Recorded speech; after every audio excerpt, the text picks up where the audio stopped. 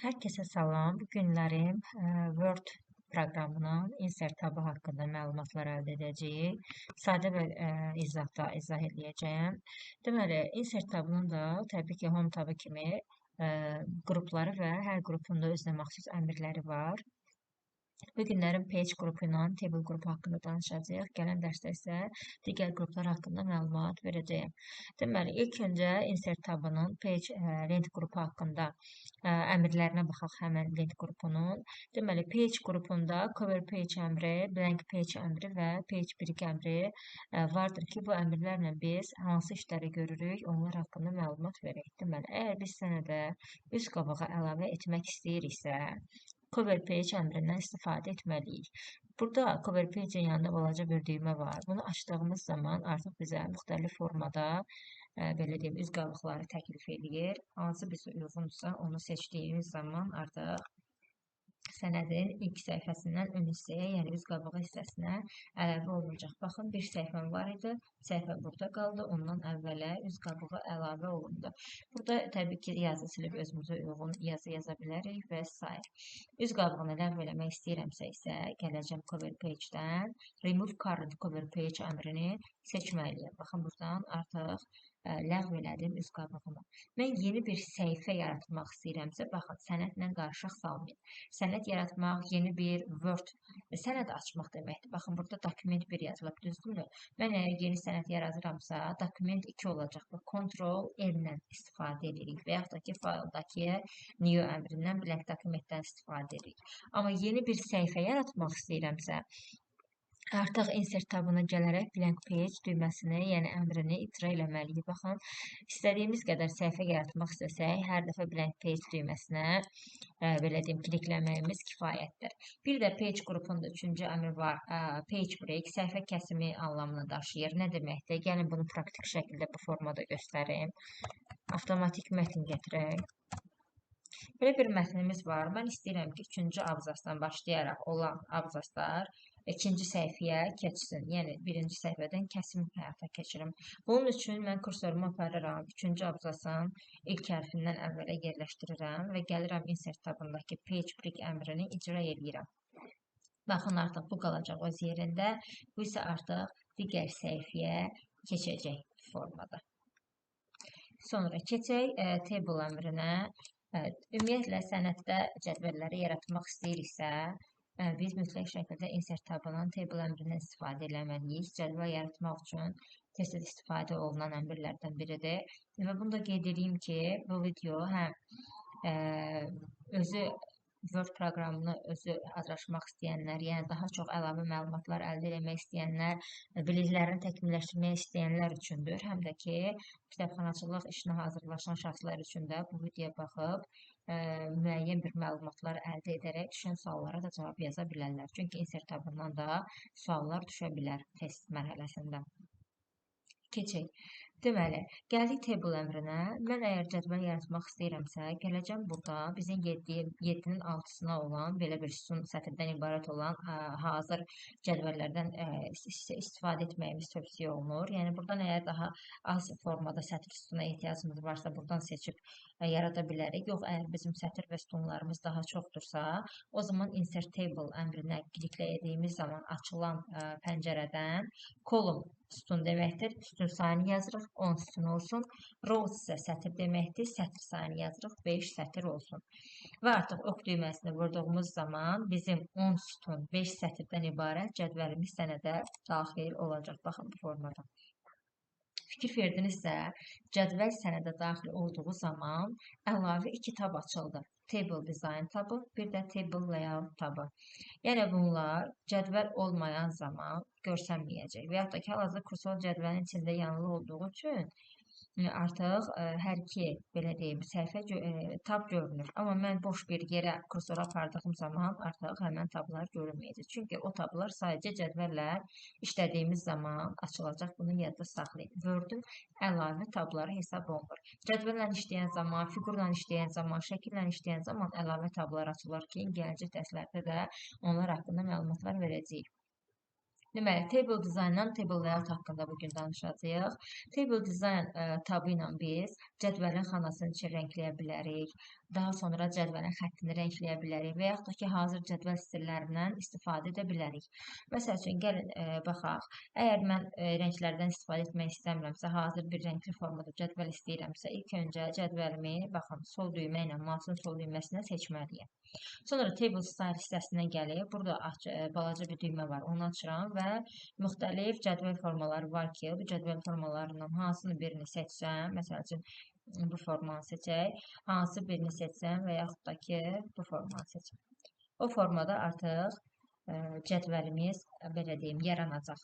Artıq hazır formadadır. Rəngi iç rəngidir və yaxud da ki, başlığın, sətr sütun başlıqlarının fərqli formada rəngləri qeyd olunubdur. Burada Table Style Options'dan da hazır cədvəl hissələrindən fərqli belə deyim də, başlığını və yaxud da ki, sətr sütun başlığını və yaxud da ki, orta xətləri fərqli formada olan rəngləri yandırıb söndürə bilərik. Məsəl üçün, baxırıq ki, həm sətr başlığı cədvəldə, həm də sütun başlığı daha tündür, yəni fərqli formadadır. Biz buradan bunu söndürüb, fikir verin, aktiv eləyə bilərik. Yəni aktiv və yaxud da ki, deaktiv eləyə bilərik. Və yaxud da ki, burada son, belə deyim də, sətr olsun, sütun olsun və yaxud da ki, sətirdir, bu son sətr olsun. Bunu fərqli formada göstərib, aktiv və yaxud da ki, deaktiv edə bilərik və s. Sonra gələk əvvəlki vəziyyətinə qaytaraq cədvəlimizi. İndi isə əgər cədvəlin mən içi xanasını özüm rəngləmək istəyirəmsə, tutaq ki, sətirləri başqa formada rəngləmək istəyirəmsə, gələcəm buradan shading hissəsindən hansı rəng mənə xoşdursa onu seçirəm. Və yaxud da ki, bu birinci sətrimi həm hər sütunun başlığı hesab olunur, həm də birinci sətr hesab olunur. Gəlirəm bunu da başqa bir rənglə rəngləyirəm, tutaq ki, belə bir rəng olsun. Baxın, mən artıq xanaların içini rənglədim. Yəni, xana içi rəngləmək üçün Table Design tabındakı shading əmrindən istifadə eləməliyik. Yox, xanadakı, yəni cədvəldəki xətləri mən rəngləmək istəyirəmsə, artıq o zaman mən Borders qrupunun əmrlərindən istifadə etməliyəm. Belə bir şey eləmək istəyirik. Cədvəlin sadəcə çol xətlərini rəngləmək istəyirik. Bunun üçün nə edəcəyik? İlk öncə cədvəli seçmək lazımdır. Daha sonra isə artıq xəttin növünü də seçə bilərəm, xəttin qalınlığını da seçə bilərəm, sonra rəngini seçib əməliyyatımı yerinə getirə bilərəm. Gəlin, daha fərqli bir növ olsun, məsəl üçün belə bir xət olsun və ya da belə bir xət olsun. Qalınlığını biraz qalın eləyək ki, görə bilək, daha aydın seçə bilək və buradan da rəngini seçək. Məsəl üçün, çöl xət qırmızı olsun. Mən hər şeyi buradan təyin elədim, qalınlığını, növünü, rəngini.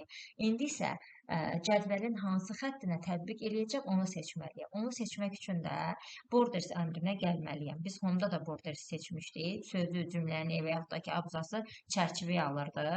Yəni, cədvəlin də bir xətti olduğu üçün, bu da bir çərçivəyə bənzədiyi üçün burada Borders əmrindən istifadə eləyəcək. Belə yerdə saxlaya bilərsiniz. Artıq Borders əmrini mən balaca düyməsinə kliklədiyim zaman, baxın, aşağı hissədən rəngləyə bilərəm, yuxarı xətti, sol, sağ və ya da ki, bütün iç xətləri, çöl xətləri hamısı və ya da iç xətləri sadəcə və burada horizontal və vertikal şəkildə də iç xətləri rəngləyə bilərəm. Mənə sadəcə çöl xətti lazım olduğu üçün mən Outside Borders əmrini icra eləyəcəyəm. Baxın, artıq cədvəlin çöl xətləri rəngləndi. İndi isə iç xətləri daha fərqli bir rəng eləmək istəyirəm. Növünü fərqli formada etmək istəyirəm. Məsələn, bu formada eləyək, biraz qalın eləyək. Rəngini isə tutaq ki, edək bənövşəyi rəng. Və gəlib Bordersdən artıq Inside Borders dediyim zaman, çünki outside lazım deyil, onu qırmızı rəng eləmişik. Inside dediyim zaman, baxın, çöl xətti qırmızı olacaq, fərqli stildə olacaq, fərqli növdə olacaq xəttin növü. İki isə bənövşəyi formada olacaq. Bir də var burada Border Painter, yəni bir fırça formasındadır. İstədiyimiz xətti, tutaq ki, mən sadəcə bu hissəni rəngləmək istəyirəmsə, elə bir şey yox idi, düzdürmü Borders hissəsində? Sadəcə sağ, sol, yuxarı, aşağı, iç, çöl bu formada var idi. Amma tək bir 2-3 xətti və ya tək bir yeri rəngləmək istəsək, biz Borders əmrindən istifadə eləyəcəyik. Tutaq ki, bu xətti rəngini mən dəyişdirim, sarı eləyim, biraz da qalın eləyim. Daha görünür form olması üçün. Tutaq ki, bu sadəcə 3 xətti rəngləmək istəyirəm. Sadəcə tutub çəkəcəm və boşlayacam. Yəni, həmən isə artıq rənglənəcək. Bu da bunun üçün istifadə olunacaq. Sonra keçək artıq biz Table Layout qrupuna, tabına. Table Layout tabında isə biz cədvəlin içərisində yazdığımız yazılarla işləyəcəyik. Məsəl üçün, ola bilər ki, biz bura məktəb sözü yazaq. Bu məktəb sözünün belə deyim, istiqamətini dəyişmək istəyirəm. Yuxarıdan aşağı yazmaq istəyirəm. Əgər istiqamətini dəyişmək istəyirəmsə, burada text direction əmri var. Bunu bir-bir belə deyim, sol düyməni vurduğumuz zaman artıq istiqamətini özümüz təyin edirik. Baxın, burada yuxarıdan aşağıdır. Mən bir də vurmalıyam ki, artıq aşağıdan yuxarı təyin olunsun. Yəni text direction xana içindəki olan yazının, mətnin, sözün istiqamətini dəyişir. Buradakı isə bunlar artıq onun düzləndirmə formasıdır. Baxın, mən tam orta mərkəzdən düzləndirmək istəyirəmsə, bu işarəni artıq icra eləməliyəm. Və yaxud da ki, soldan ortadan istəyirəmsə, sağdan ortadan istəyirəmsə, yuxarı soldan, yuxarı ortadan, sağ yuxarıdan və yaxud da ki, aşağı hissələr də var ki, aşağı sol, aşağı mərkəz və yaxud da ki, aşağı sağ tərəfdən də düzləndirə bilərəm. Yəni bu düzləndirmə əməliyyatını yerinə yetirir. Bu isə artıq istiqamətini dəyişir. Və yaxud da ki, mən xananın, tutaq ki, bura məktəb sinifləri yazıram. Baxın, yer çatmır, düzdürmü? Sinifləri də məktəb sözünün yanında olmalıdır. Yəni, hündürlüyü çatmır. Mən bunu hündürləşdirmək istəyirəmsə xananı, artıq xananın hündürlüyünü buradan təyin eləyəcəyəm. Artıq sinifləri də məktəb sözünün yanına keçdi. Əgər genişliyini istəyirəmsə, buradan genişləndirəcəm. Baxın, bu formada. Yəni, hündürlük və genişlik bu hissədən biz yerinə yetirə bilərik. Buradan istiqaməti dəyişdik, buradan isə artıq düzləndirməni həyata keçirdik. Sort hamımıza məlumdur, Home-da da keçmişdik. Əgər ola bilər ki, cədvəldə də bir tələbələrin siyahısını yaradaq, ad və soyadlarını, soyad və adlarını yazaq. Əlifba sırasına uyğun yazmamışıqsa, artıq xanalardakı, yəni sətri tutaq ki, bu formada sütunu seçirik. Sort əmrinə gəlib, artıq biz həmən yazdığımız məlumatı əlifba sırasına görə düzəltdik. Bu hissələr haqqında danışdıq. Keçək bu hissələrə əsas məsələyə. Mən normal bir cədvəl gətirim. Tutaq ki, bu formada belə bir cədvəlimiz var. İndi mən burada soyad yazacağım tələbələrə. Burada adları yazacağım. Bu hissədə də hər ikisi birləşmiş şəkildə tələbələrin ad və soyadları yazmaq istəyirəm. Yəni, bu iki xananı birləşdirəcəm, amma hər iki xanaya aid olacaq. Yəni, hər iki sütuna aid olacaq birinci sətir. Belə bir şey etmək istəyirəmsə, yəni bu xana ilə bu xananı birləşdirmək istəyirəmsə, ilk öncə bu iki xananı seçməliyəm. Və gəlməliyəm merge cells əmrinə. Çünki merge cells birləşdirmə əmridir. Ən çox cədvəllərdə istifadə olan əmrlərdən biridir. Xanaları birləşdirmək üçün. Gəlirəm, bir dəfə bunu icra edirəm. Baxın, bu xana birləşdir. Yazaraq bura tələbələrin ad və soyadları. Bu formada. Ad və soyad. Artıq buradan mən tələbənin soyadını yazacağım, buradan adını yazacağım. Biləcəm ki, soyad və ad artıq tələbələrin ad və soyadlarına aiddir. Və yaxud da ki, buradan 3 belə deyim də sətri birləşdirmək istəyirəmsə, mən nə edəcəm? Gələcəm yenə merge cells əmrinə bir dəfə klikləmək lazımdır. Bu da artıq sətri birləşdirəcək. Daha doğrusu birləşdir. Amma ayırmaq istəyirəmsə isə buradan split cells var. Split cellsi bir dəfə vuraram. Neçə sətrə və yaxud da ki, neçə sütuna ayırmaq istəyirəmsə, məsəl üçün bir sətr olaraq qalsın, amma 3 sətr olaraq ayrılsın. Yəni əvvəlki formasında, baxın bu formada yenidən əvvəlki vəziyyətinə qaytardım. Bu da artıq o işləri yerinə yetirir. Əgər cədvəli bölmək istəyirəmsə, böyük bir cədvəlim var, müəyyən bir hissəsindən artıq 2 yerə ayırmaq istəyirəmsə, onda isə split table-dan istifadə edəcəm. Buradakı row və column qrupundakı olan əmrlər isə ola bilər ki, mən əlavə bir sətr sütun da əlavə eləmək istəyirəm cədvəlimə. O zaman baxın işarələrlə göstərilib. Aşağı bir sətr əlavə eləmək istəyirəmsə, insert row below-dan istifadə edəcəm və yaxud da ki, sol tərəfə bir sütun əlavə eləmək istəyirəmsə, artıq column leftdən istifadə edəcəm və yaxud da ki, sağ tərəfə əlavə eləmək istəyirəmsə, buradan yuxarı sətr əlavə eləmək istəyirəmsə isə, buradan bu əmrdən istifadə edəcəyəm. Əgər hər hansı bir sətr və sütunu silmək istəyirəmsə isə, deletedən istifadə edərəm. Xananı silir, sütunu silir, sətri silir, ümumiyyətlə cədvəli silir. Draw table-dan da biz karandaşla, yəni qələmlə çəkə bilərik hər hansı bir hissəsinə xətti. Baxın, bu formada çəkə bilərik. Bəyəqki rəng qaldığı üçün table dizaynda ona görə sarı rəngdə rəngləndi. Əgər hər hansı bir xətti silmək istəyirsə, baxın, bu formada pozanla da gəlib silə bilərik. Və s.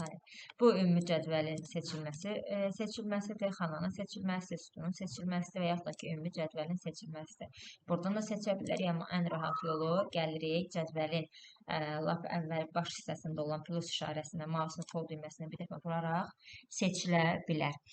Bu qədər, yəni əsas məsələ insert-də olan birinci qrup haqqında, bir də table və table zamanı, yəni sənədə cədvəl gətirdiyimiz zaman açılan iki tab haqqında bu günləri məlumat verdik. Onu qeyd edeyim ki, ola bilər ki, kompüter proqramları Word, Excel, PowerPoint, Windows fərqi yoxdur. Hər hansı bir proqram təkmilləşdirmək istəyən şəxslər olsun, düzdür, sertifikatı ola bilər və yaxud da ki, 1 il, 2 il əvvəl kursa gedib öyrənə bilər, amma çox şey yadından çıxa bilər. Elə bir şəxslər olarsa, telefon nömrəsi ilə əlaqə saxlayıb onlayn dərslərimizə qoşula bilər.